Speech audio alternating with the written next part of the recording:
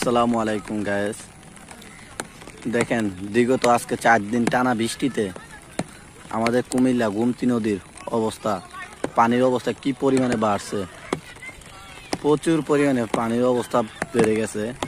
এই যে এটা হচ্ছে টিক্কাচর ব্রিজ, অবস্থাটা দেখুন পানির। যদি আজকে যে পরিমাণে বৃষ্টি পড়তে আছে, যে আজকে সারা রাত্র বৃষ্টি হয়, আমার মনে হয় বিগত 6-7 মাস আগে যে পরিমাণে গোমতীর অবস্থা ভাঙ্গন ফাটা দিছিল, হয়তো এমন হইতে পারে। প্রচুর পরিমাণে বৃষ্টি, আর নদীর পানির অবস্থা দেখেন কি পরিমাণে বাড়ছে।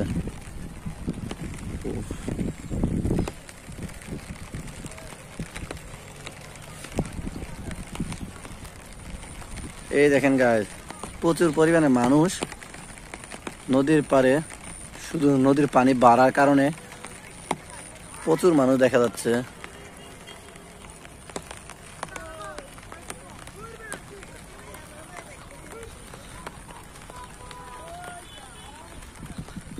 এই দেখেন অনেক মানুষ শুধু নদীতে পানির স্রোত দেখার জন্য আসছে,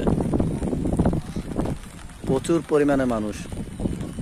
আর নদীর অবস্থা দেখুন কি পরিমাণে ফাটা দিছে। দেখেন নদীর স্রোতের কারণে নদীর পার প্রচুর ভাঙ্গন ধরছে।